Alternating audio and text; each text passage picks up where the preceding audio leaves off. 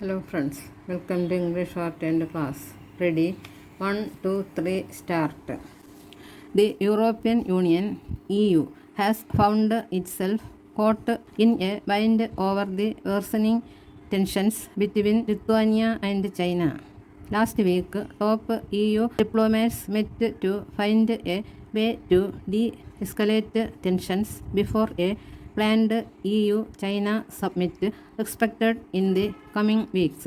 After a two-day meet of foreign ministers in France, the EU's foreign policy chief Joseph Borrell said the grouping expressed solidarity with Lithuania, which is a member of the EU and NATO. He, however, stopped short of announcing any concrete actions.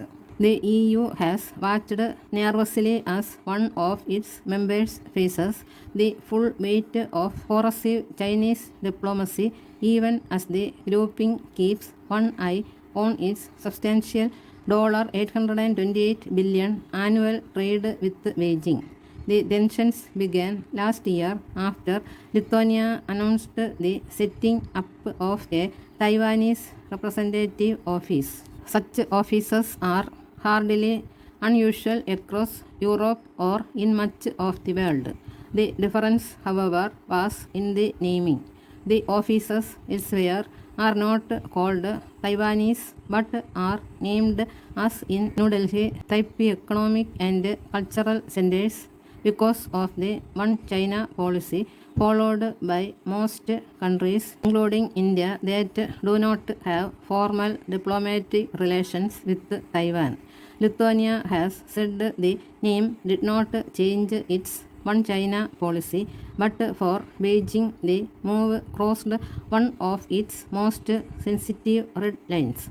The opening of the office followed a number of developments that strained relations after the election of a coalition government that has underlined the importance of democratic values in the foreign policy of the first former Soviet republic that declared independence as well as pushed closer ties with Washington. If the rest of Europe is unlikely to similarly test Beijing's Taiwan red lines, what has alarmed the EU is the forcefulness of China's response, which has ranged from downgrading ties, recalling its ambassador and effective trade blockade, and especially the moves to pressure European companies to stop sourcing from Lithuania should they wish to continue exporting to China.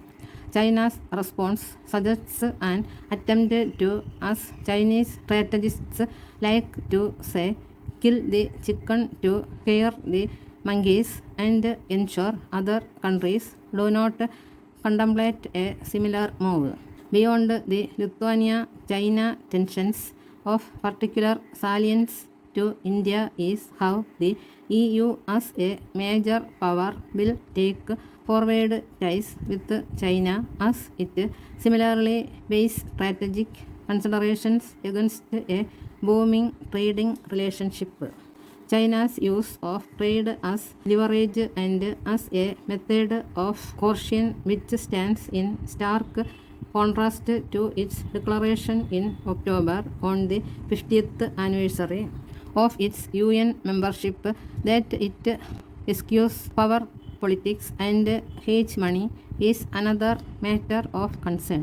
Lithuania is an exception in having both a trade surplus with China and no pressing need to access the China market. How the EU assesses the benefits and costs of taking on China on a core concern, the Taiwan issue, will be closely watched in New Delhi as it continues to recalibrate its own modus vivendi with China.